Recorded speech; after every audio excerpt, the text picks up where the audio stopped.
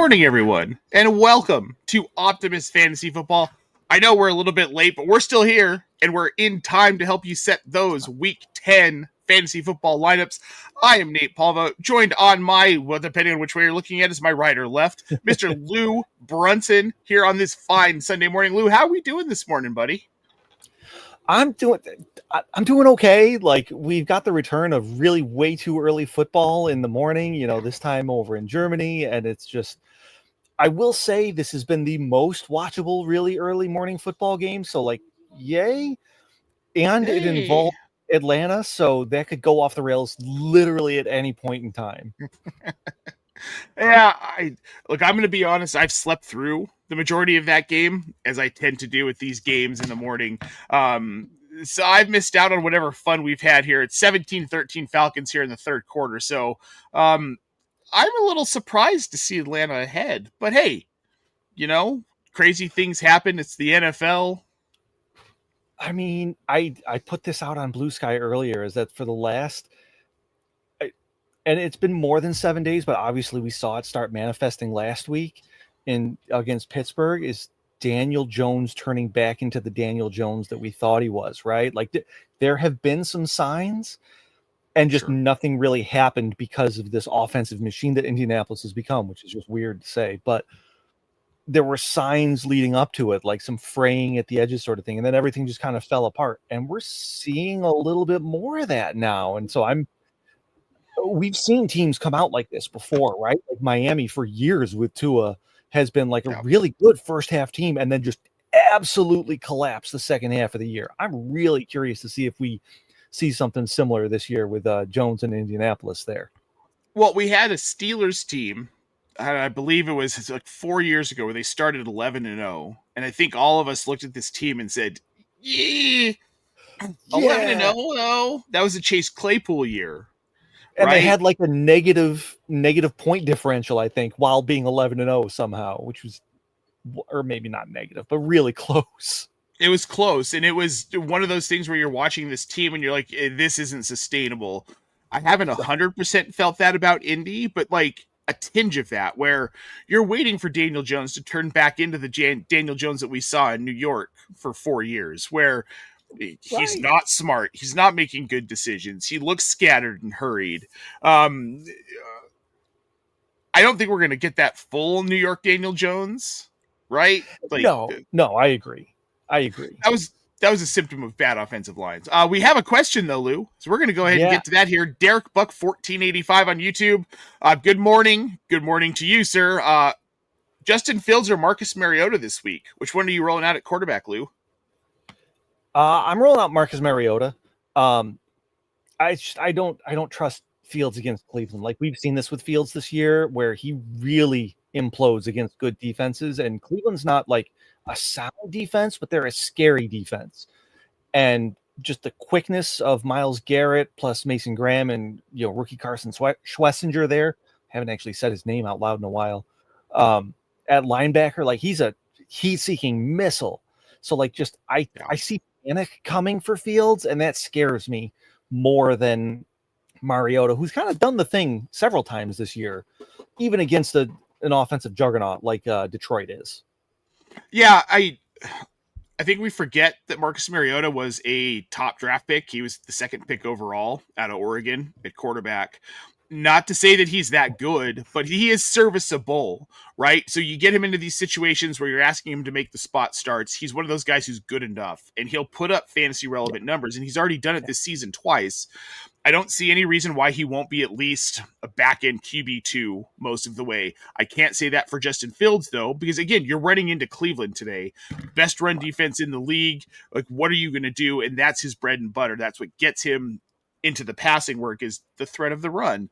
So if that's not there today, yeah, I'm a little bit worried about Justin Fields, and I would start Mariota over him. I'm doing it actively in a handful of leagues. So we've got this one here, some updates on what is going on in the NFL as we lead into these early slate games. Harold Fannin, Cedric Tillman, Aaron Jones, Ollie Gordon, Alvin Kamara, Garrett Wilson, Ted McMillan, DeAndre Smith, and James Cook are all active, folks. All very good news. If you were hoping to roll out Josh Palmer, that is not going to happen today. He is inactive. I don't think anyone was hoping to roll out Josh Palmer today, though, Lou. I mean, I hope not. Like I really no. I want better for folks' teams than to be relying on one Joshua Palmer. No, that would make for a bad Sunday. In this Browns Jets game, I mean, it's not one I'm gonna pay much attention to.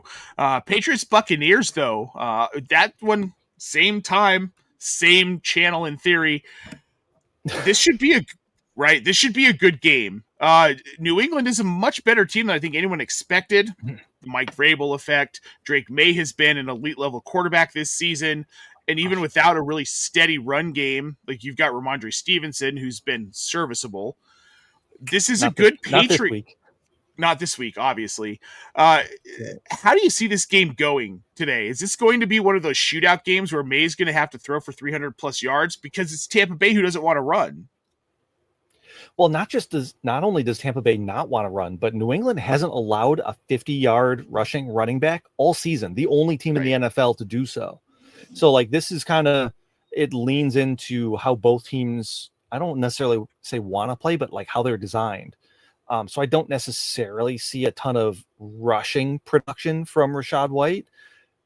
But yeah, I do see Tampa Bay leaning into the pass heavily, especially coming out of the bye. Like, we know that their wide receiving core has been really banged up. You know, their top two wide receivers that we assume coming into the year, Godwin, Evans, both out extended periods of time, not just now, but looking backwards and forwards as well. So now they've got, you know, that additional week of rest and time on task with Tez Johnson, who I think has performed reasonably well, but has made rookie mistakes. Just trying to shore up some of those mistakes, you know, being in the same area as other wide receivers, not being on the same page with Baker. So yeah, I do think that they're going to come out. They're going to throw the ball around, you know, the short passing game to Cade Otton to Rachaad White is going to kind of replicate what they would normally want out of the running game. And then hopefully Egbuka's hamstring is more healed now, so that way they can get downfield more. Tez Johnson's more on the same page. Yeah. And like you said, New England's a good team, man. They really are, you know, which hurts to say as a Bills fan, but it's true. Look, they're 7-2. I mean, the Broncos are also 7-2. They might be the worst 7-2 team in recent memory in the NFL. Harkens back to that 11-0 Steelers team we were just talking about, where you're watching it and the eye test says, no, this team's 2-7. Right. Not 7-2. What are we talking about here? But New England is legit, man. Like, Drake May's getting it done. On the other side of this, Tampa Bay, when is Bucky Irving coming back? Are we sure he's alive? I'm not convinced. No. Was he ever a real boy, Lou? I mean, that's the real question, right? Like, is Oregon even a real place? Did he come from a real place? Is he really just Bigfoot in a smaller body? Right. I mean, these are the real questions. Well, we wondered that about Joe Mixon's foot for a long time, too. And as it turns out, we were right. He doesn't have one. Right? I mean, we've kind of, like, our reading of the tea leaves this year has gone really well with some of these guys. Like, Joe Mixon, no, he's not coming back. We're not going to see Hampton till after the bye. Like, we're kind of, well, as many predictions as we make, we've done well with these. Yeah. Bucky Irving, are we going to see him again this season? I think that's a fair question. The silence out of Tampa Bay is concerning. That's what always concerns me with these injuries, when we just don't hear. It's like with Mixon. That's where I was with him heading into the season. There was so little news about him. It's like, well, this isn't a no news is good news situation with these injuries. This is more of a no news means they don't want to talk about it. Yeah, I think we do. And I don't know if we do when it is still relevant for fantasy. Like, Tampa Bay's going to be there at the end of the year fighting for playoff spots and into the playoffs, everything like that. You know, so there's reason to make sure he's okay, because you need him for when it matters, right? Especially if you keep winning. Yep. Whereas Houston, I mean, they're down to Davis Mills starting now, which Yay. Right. So, and plus, I mean, Joe Mixon behind that offensive line is not going to matter as much, to be perfectly honest with you. I don't think any running back behind that offensive line is going to matter as much. Right. So it's just it's a bit of both. I am worried. Like, I think that this Bucky thing has turned into something that, especially the fact that he's never gone on IR, is something that they expected to Be quick. have him back much sooner for, and has just kind of lingered. You know, the fact that he can't take a hit, he's not running full speed. These are problems. Yeah, well, for a running back, absolutely. We got this one here dropping in on YouTube, Lou. Start 2 out of this group. Kyle Monangai, Woody Marks, Keenan Allen. It's a half PPR league. Which 2 are you rolling with? Oh, I'm definitely rolling with Marks. Like, Nick Chubb has been banged up. You know, and Davis Mills, I don't expect him to be able to push the ball down the field. So that means checkdowns to Marks, that sort of thing. Man, I'm really torn between Allen and Monangai. I think I lean Allen just because we know with Alt out, their running game is going to be slim to nothing out there for the Chargers. And with Swift back, we know there's going to be at least some sort of timeshare. We don't know exactly how it's going to work out. You know, Ben Johnson has said we're going to roll with a hot hand, and we have no idea. We have no way of knowing what that means because that's simply not how they've operated so far this year. In addition to that, like Monangai showed out last week. It was great to see. Awesome. Love it. And it was Cincinnati. Like, that's exactly what you're supposed to do against Cincinnati. Right. So I lean Allen, and I don't have a strong enough preference to say, no, you are wrong if you decide to go against me, that sort of thing. All right. I lean Allen as well. So, but this leads into a fun conversation about what's going on in Chicago in that backfield. Because we've seen this once before with Ben Johnson pushing DeAndre Swift out, giving another back work, right? And this was something that I was really focused on this offseason, was looking at this offense and what are they going to do with the backfield? Because, I mean, at first it appeared maybe we're going to see a bunch of Roschon Johnson. Obviously, that's not the case. We're going to see no Roschon Johnson. But he's hanging out with Joe Mixon. Yeah, right. Him and Joe Mixon are at the bar together, taking shots, hanging out, right? Watching football on TV on Sundays together. I never believed that Ben Johnson was going to let DeAndre Swift live in that backfield by himself because of what happened in Detroit.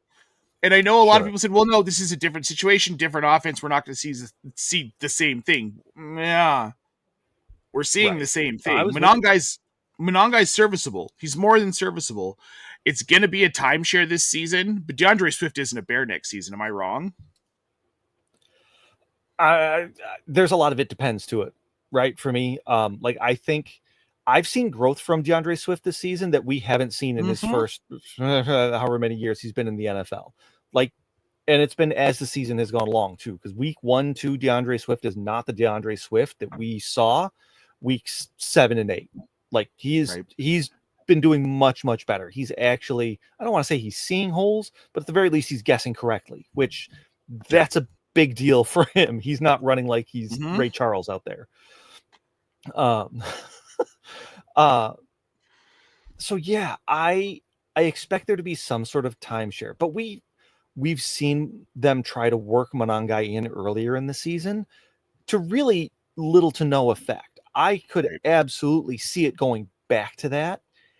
And in the offseason, if there is a chance to get a difference-making running back, like we've seen Breece Hall be whatever he is in New York, and I genuinely don't know what that is. Like, I expect him to at least try to test the free agent market unless New York decides to franchise tag him, which they're the Jets, and who knows why they're making the decisions they make.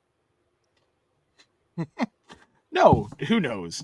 Breece Hall, that's a fun one. So you don't think he's a Jet next season? I don't think he's a Jet next season. I think they move off of him in the offseason. This New York team is in full rebuild mode. Like, they traded Sauce Gardner.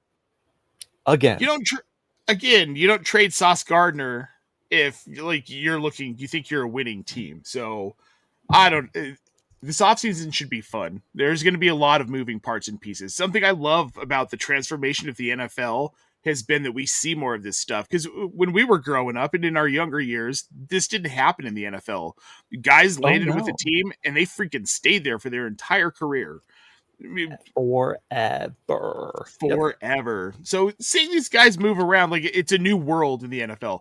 We are talking about this trade deadline. It felt more like a Major League Baseball trade deadline, which is always hectic. Again, yeah. If you're a baseball fan, it's never been a thing in the NFL.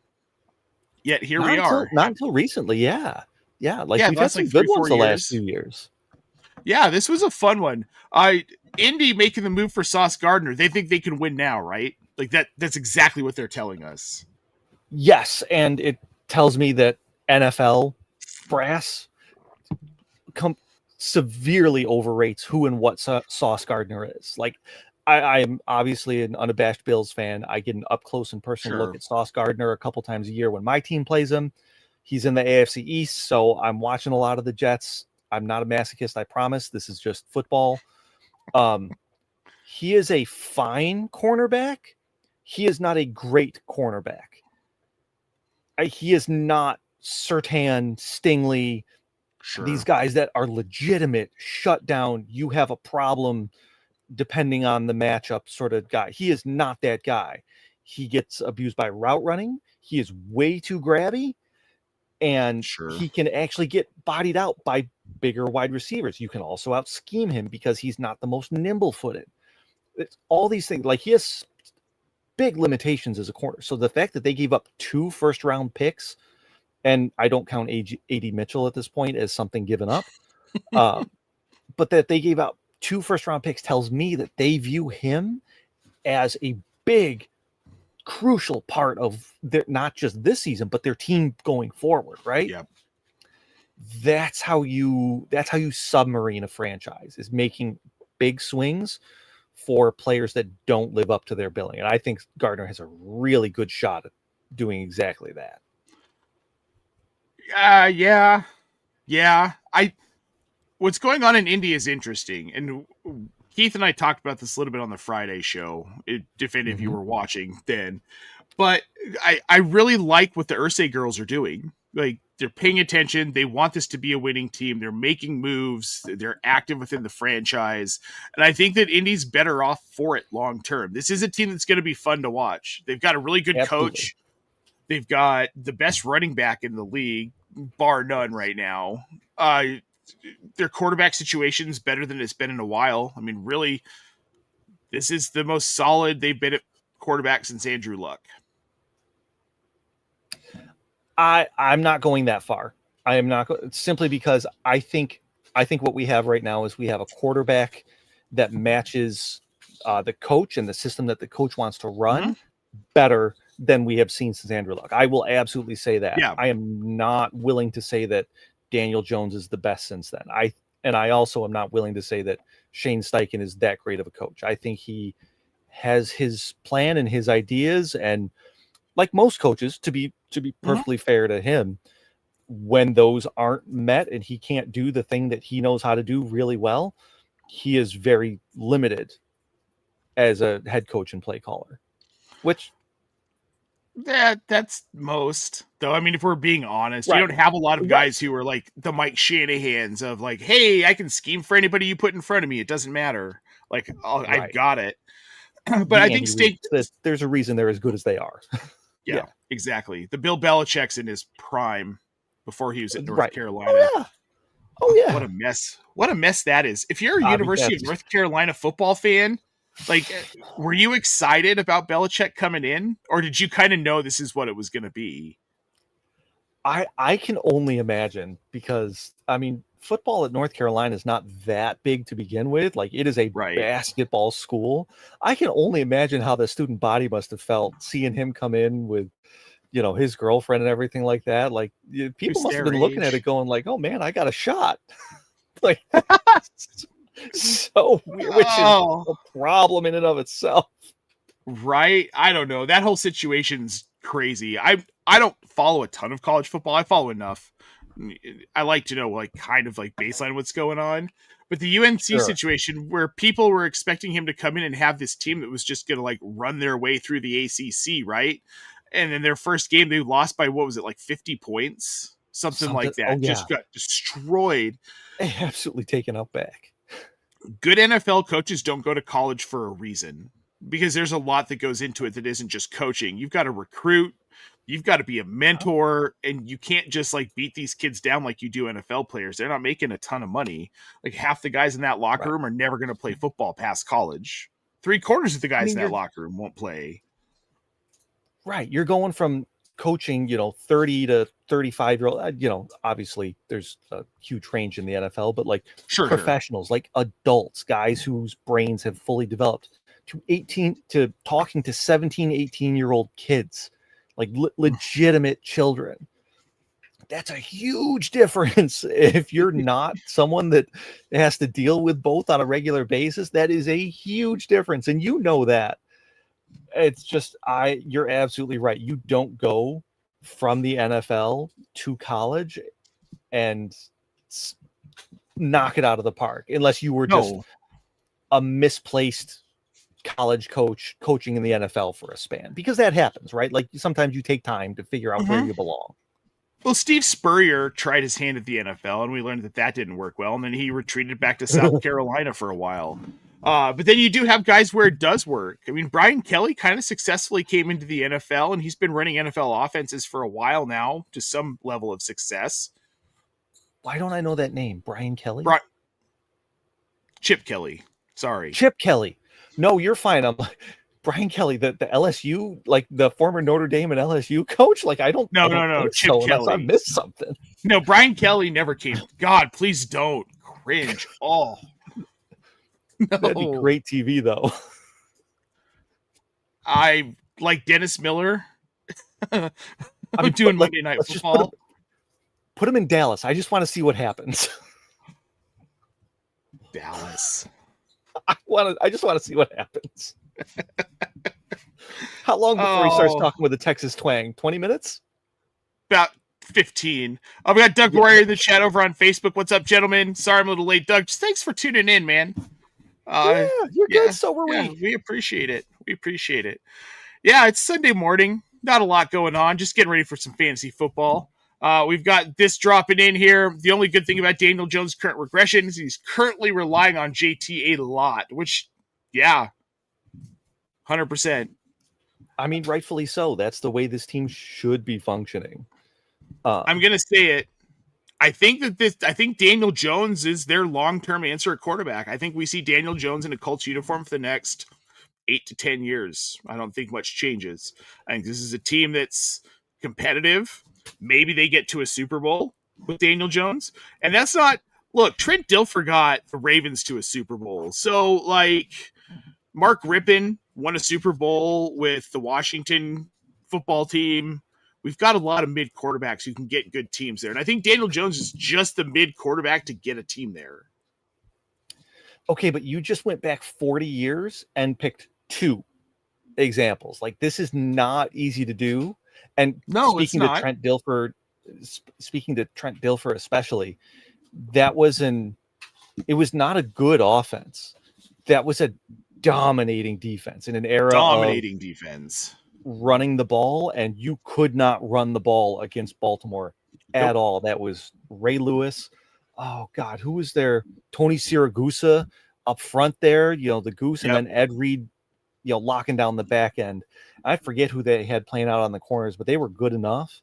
And like those 3 up the middle, they just made a nightmare for offenses. This was back in the area when you could just absolutely mug wide receivers on the outside too, and all but tackle them as they were getting out into their routes and everything like that. So, I mean, the Colts defense is much improved this year. Lou Anarumo, and obviously playing with a lead, everything like that. They are doing better than the absolute dumpster fire that we saw last season. And I don't put these situations on anywhere near the same level. I think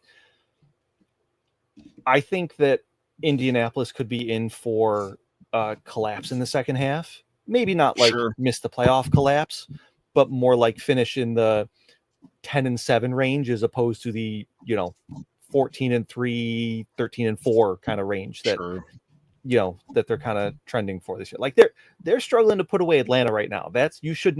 Good teams do not struggle to put away Atlanta. And I say that as a Bills fan who lost to Atlanta. We were not a good But team.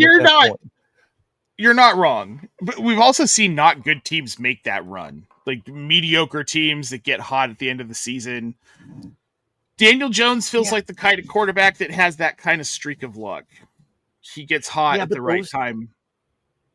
But those are the teams also that when they come up against the Lamar Jackson Ravens, the Josh Allen Bills, the Patrick Mahomes Chiefs, the Jalen Hurts Eagles, like those are the teams that melt in the sunshine. That they can't stand up to. Denver last year, they were a nice story, everything like that. Then you go and play Buffalo and you get waxed because that's what happens in the playoffs. Yeah. Unless you're Tim Tebow hitting that crossing route to Demaryius Thomas on the first play of overtime. I mean, that was Demaryius Thomas doing everything, but yeah, you're right. I mean, Sure. You're not wrong. It's make the dance, right? Then anything can happen. Exactly. Cinco de Manger wants to know Pop Douglas or Kyle Williams with Booty out this week. I'm going Pop Douglas, higher upside. Yeah, Pop goes the weasel, man. Like he's been getting more involved as it is, and Kyle Williams has been largely inactive or just not used. So give me the guy that's actually been involved.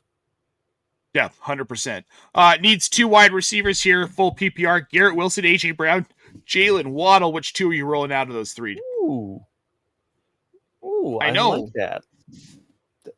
That's a good trio. Let me see. Man, I actually am leaving Garrett Wilson out. Buffalo,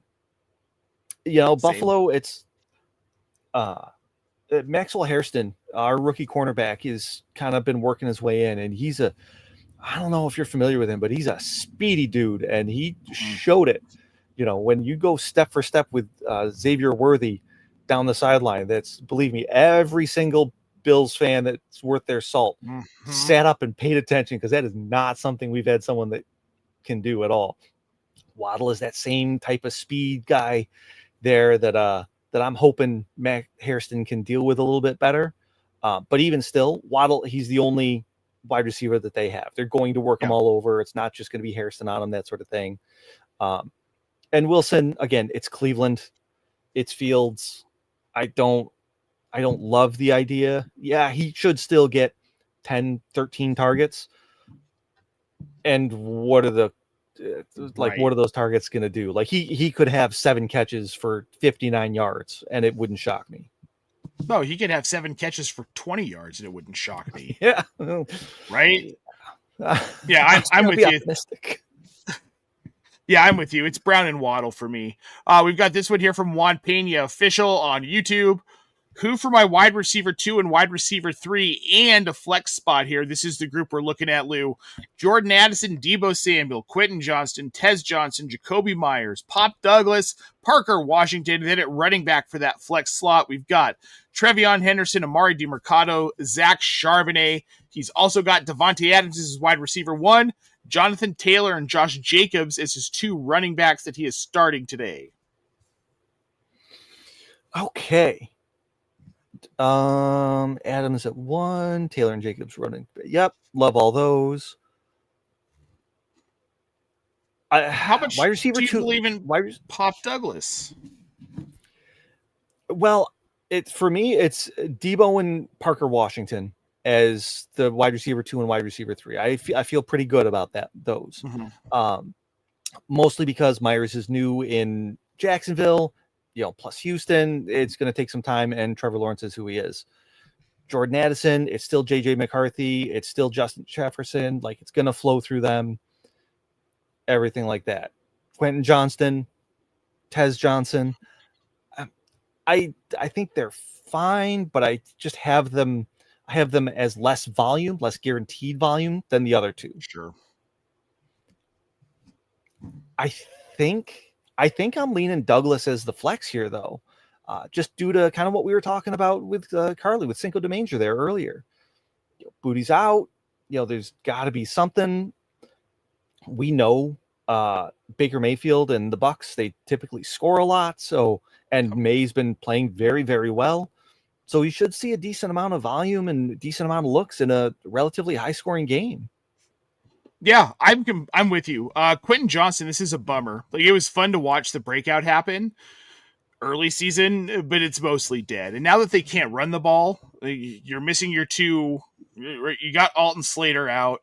You don't have Amari and Hampton. They're going to have to throw the ball more, but they need to be able to run the ball for Quentin Johnson to work because he's the deep threat. And unfortunately, that's just kind of a dead thing for them right now.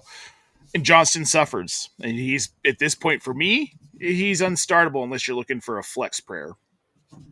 He's in that Gabe Davis spectrum, right? Where it's like he's either gonna boom or bust, and every year there's a lot of those guys. You know, Jameson Williams is in that range as well, and you have guys that do it a bit better. And I definitely put Johnston as the upper end of that, more towards Jameson Williams than I do where Gabe Davis was. So I think if you're desperate, if I was playing against your team, for instance, with those studs up and down the lineup, I might be a little bit more inclined to start a Quentin Johnston, but I don't think you need to start him. I think you need to, take your single, move the base runners over, dominate with Taylor, Jacobs, Adams, and hold serve. Yep. No, I completely agree. We've got Alex G495 over on YouTube, Lou. Morning, guys. Need a last-second quarterback. Rough options. J.J. McCarthy, Marcus Mariota, Jacoby Brissett, and Mac Jones.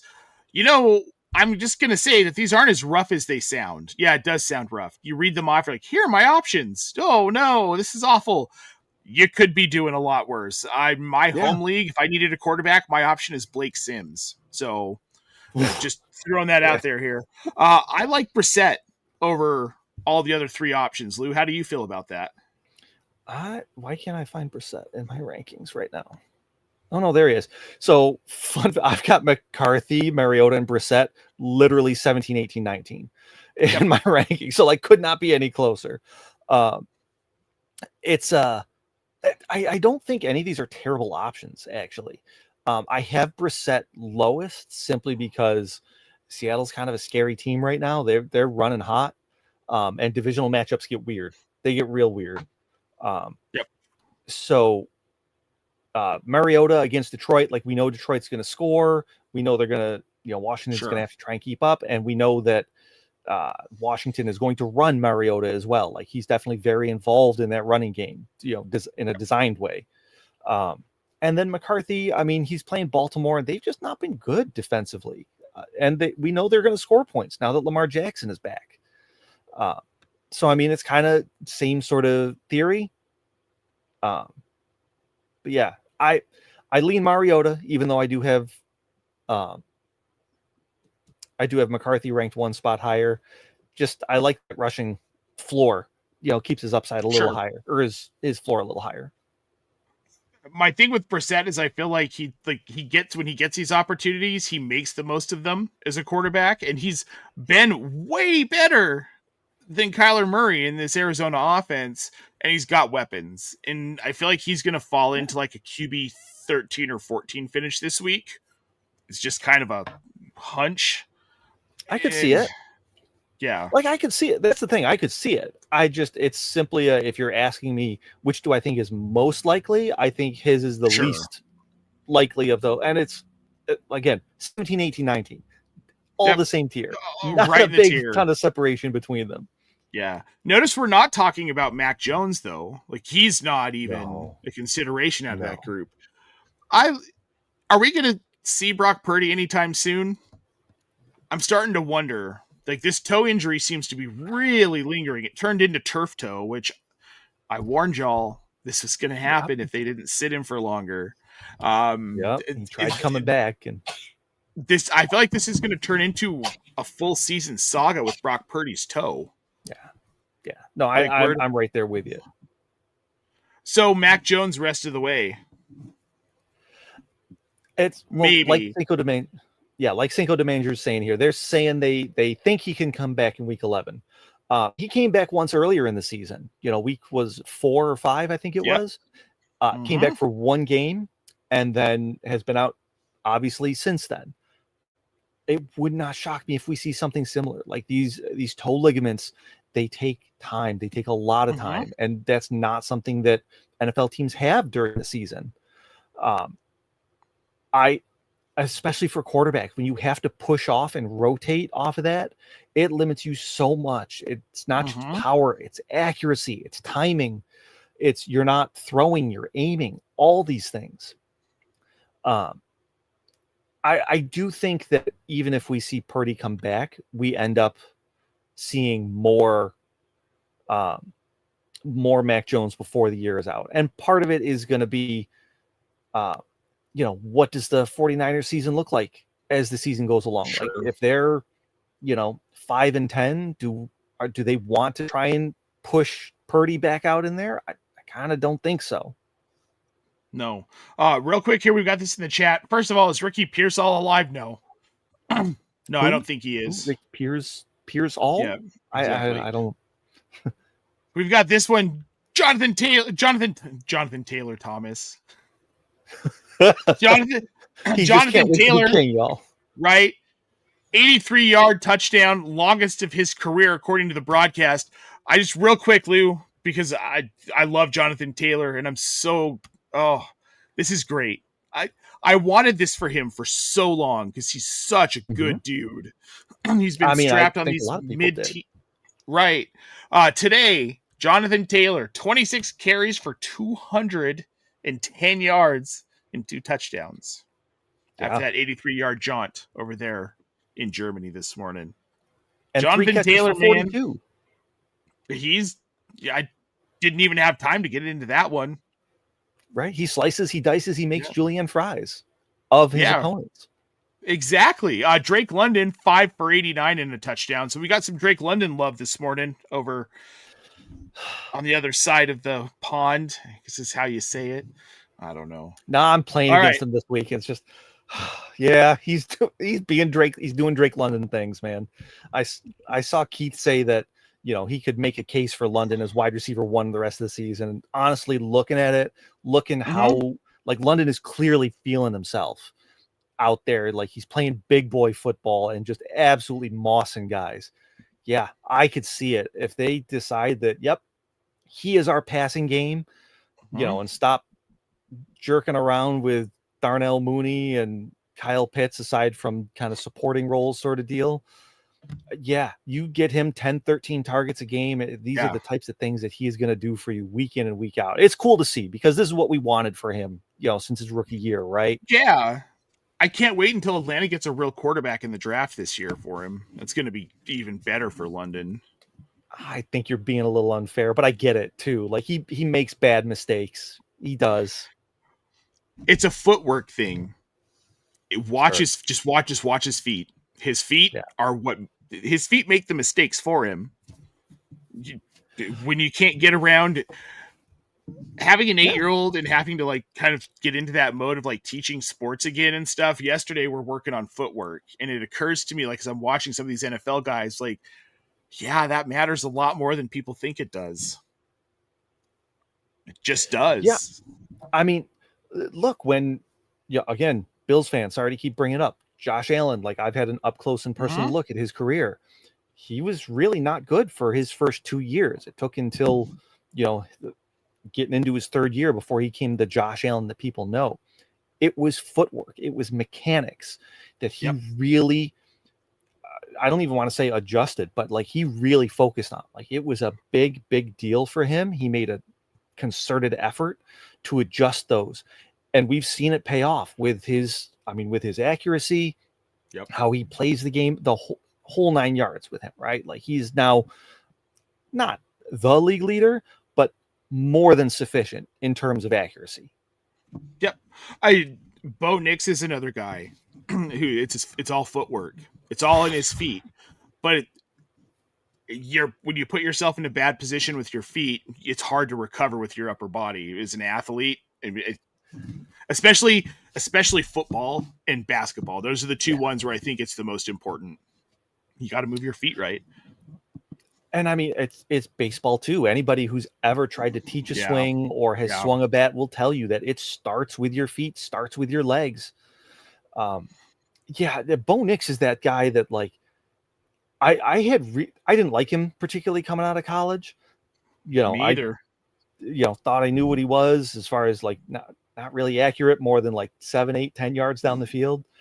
And the start of his rookie year, that's what he was showing. That's that guy. Like, he preferred to throw on the run versus just drop back in the pocket. You have a clean pocket, throw the ball. Mm-hmm. And then 6, 7, 8 games into the year, it seemed like he turned this corner. He was accurate downfield. Like, his accuracy on 20-plus yard throws went from like the bottom of bottoms, like behind backup quarterbacks, to very reasonable. And it seemed like it was overnight. So that was really more than anything what to me said that, okay, I need to consider him a better fantasy asset coming into this year. Sure. And he's lost all of it. All of it's gone. It's and I don't gone. understand why. It's in his feet, and it's in this offensive line being dinged up, and it's in Sean Payton's play calling. I take a lot of issues in Sean Payton's offense with Bo Nix. It's a fine offense. It worked for Drew Brees. It's not going to work for Bo Nix. They're not the same quarterback. And it feels like Sean Brees. Drew Brees. Sean Payton feels unwilling to move on this, which is going to be a problem. Bo Nix is never going to be what he's capable of in this system. If they don't start to move some things towards what Bo Nix needs, I feel like this is a lost cause in Denver. All right, we got one more here, Lou, and then we're going to get out of here and get on to our Sunday here. Troan Force 8199 over on YouTube. He's starting Nico and Devonta at wide receiver, Jaylen Warren at a flex. Wanted to make sure that I shouldn't be starting Debo or Olave over any of those three. I wouldn't start Debo or Olave either one. Maybe Debo at the flex just to see what happens, but probably not. No, I think you're making the right call there. I don't love Nico with Davis Mills at quarterback, but it's Jacksonville. They're not good against the passing game. I could still see this being a rock fight just because it's a divisional matchup. It's Davis Mills at quarterback, and Nico's still got that throw it up to him, come down with the ball type of skills when it comes out. Take a short pass, make it into a long touchdown. He is that guy that can do those things.